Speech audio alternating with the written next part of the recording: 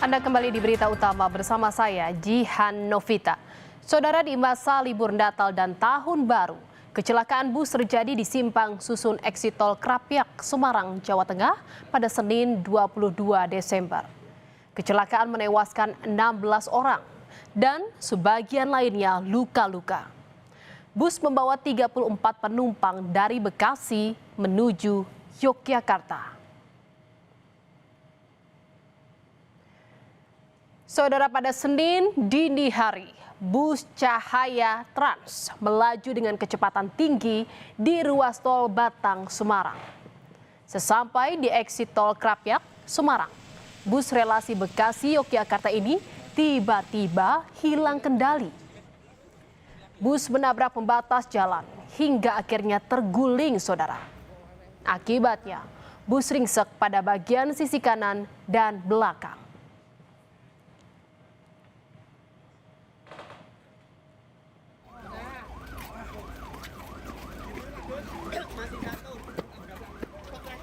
Kecelakaan bus Cahaya Trans merenggut 16 korban jiwa dan 18 lainnya luka-luka. Korban luka dievakuasi ke 3 rumah sakit, yaitu Rumah Sakit Kolombia, Rumah Sakit Elizabeth, dan Rumah Sakit Tugu Kota Semarang. Rata-rata korban mengalami luka di bagian kepala akibat benturan. Sementara 16 korban meninggal dibawa ke posko pemulasaran jenazah di Rumah Sakit Karyadi, Semarang.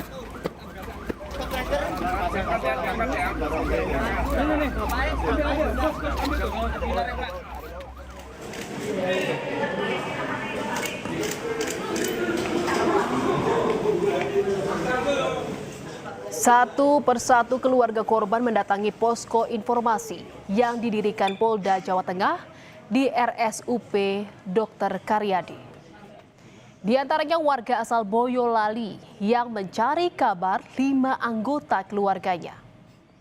Tangis keluarga pun pecah saat mengetahui 4 dari 5 anggota keluarganya tewas dalam kecelakaan bus tersebut. Sementara 1 orang dalam perawatan di rumah sakit. 16 korban tewas dalam kecelakaan bus, seluruhnya telah teridentifikasi dan diserahkan kepada keluarga untuk dimakamkan. Biaya pemulangan jenazah sepenuhnya ditanggung pemerintah provinsi. Ditahan dulu depannya, Mas. Saudara, penyebab kecelakaan bus Cahaya Trans di exit tol Krapyak, Semarang masih didalami polisi. Namun, salah satu korban selamat menceritakan bus tidak mengurangi kecepatan saat melintasi jalan menurun dan tikungan. Dan pada saat kejadian, korban terlempar keluar bus dan mengalami luka-luka akibat terkena pecahan kaca. Tambah kenceng loh, padahal jalan turun, padahal kendaraan yang itu kan jalan turun biasanya ada pelambatan itu kan, nggak ada. Atau pas muter tikungan itu ini. Oh, begitu Bapak gimana? Mencelak atau gimana? Keluar dari mobil, dari bis, pulang Boyolali. Boyolali? Iya. Dari Bogor. Oh, dari Bogor mau ke Boyolali pulang. Nah, pulang.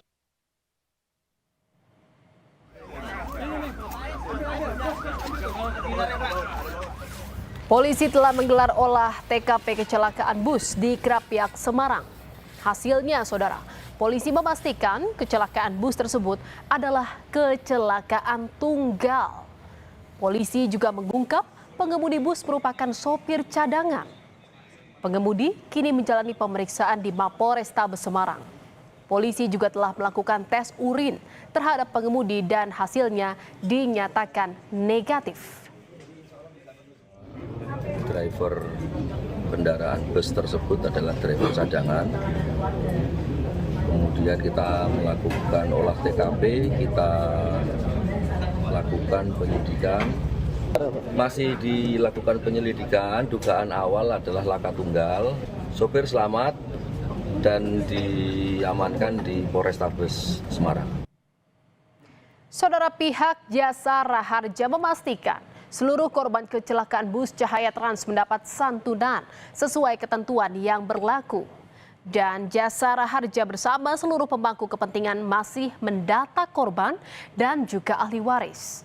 Ahli waris korban berasal dari berbagai daerah, diantaranya Klaten, Boyolali, Bogor, Yogyakarta, dan juga Jakarta. Kalau yang luka-luka itu kami akan bayarkan ke rumah sakit sesuai dengan ketentuan. Jadi yang meninggal dunia masing-masing itu 50 juta, yang luka-luka 20 juta maksimum. Saudara, momen libur Natal dan Tahun Baru memicu lonjakan jumlah kendaraan dan tingginya aktivitas masyarakat. Kondisi tersebut turut meningkatkan resiko kecelakaan tidak hanya jalur darat, tetapi juga laut dan udara. Masyarakat diimbau untuk selalu waspada dan mematuhi aturan selama dalam perjalanan. Dan saudara, berdasarkan data Kementerian Perhubungan, tercatat ada 3.434 kecelakaan lalu lintas selama arus mudik Nataru tahun 2024. Dan Badan Meteorologi, Klimatologi, dan Geofisika BMKG memperingatkan wilayah Sumatera dan Jawa akan mengalami puncak musim hujan saat Natal dan Tahun Baru. BMKG akan menyiapkan posko untuk menganalisis dan observasi cuaca selama libur Natal dan Tahun Baru.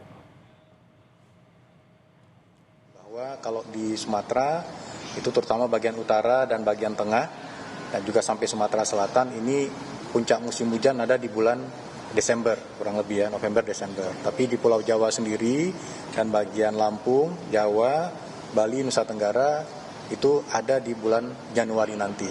Sehingga BMKG itu menempatkan personelnya di beberapa posko, di berbagai posko kita menempatkan personel dan nanti akan melakukan pengamatan, observasi, dan kemudian kita analisis dan kita berikan informasi yang akurat terkait dengan bagaimana kondisi perubahan cuaca di sepanjang Nataru ini. Korlantas Polri menyiapkan sejumlah skenario termasuk mengantisipasi potensi cuaca ekstrim selama libur Natal dan Tahun Baru. Skenario itu diantaranya adalah penerapan kontraflow dan juga menyiagakan petugas di berbagai lokasi seperti tol dan juga pelabuhan. Yang kita persiapkan bagaimana menghadapi arus puncak. Ada alih arus, ada kontraflow, ada one way, dan mungkin juga ada penyekatan. Hal-hal tertentu apabila potensi kondisi cuaca ekstrim, tentunya emergency plan itu harus kita persiapkan. Contohnya, ketika jalan tol, jadi alat berat yang ada di jalan tol, ambulan, termasuk juga kit urai, ini sudah kita siapkan semuanya. Termasuk juga yang ada di pelabuhan. Ketika kondisi ekstrim, kan tidak bisa nyebrang. Ya, pada saat tidak ada nyebrang itu tentunya akan terjadi antrian yang panjang. Antrian yang panjang ini solusinya adalah kita masukkan ke tempat-tempat pembersihan yang sudah kita siapkan. Saudara, kecelakaan bus di Krapyak lagi-lagi mencerminkan rapuhnya standar keselamatan transportasi darat.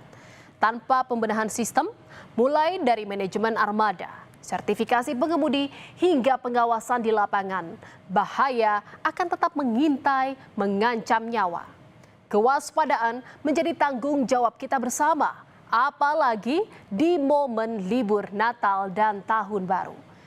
Saudara, berita utama masih akan kembali seusai jeda dengan informasi mengenai kawasan Malioboro, Yogyakarta dipadati wisatawan sejak masa awal libur Natal dan Tahun Baru. Informasinya seusai jeda, tetaplah di berita utama.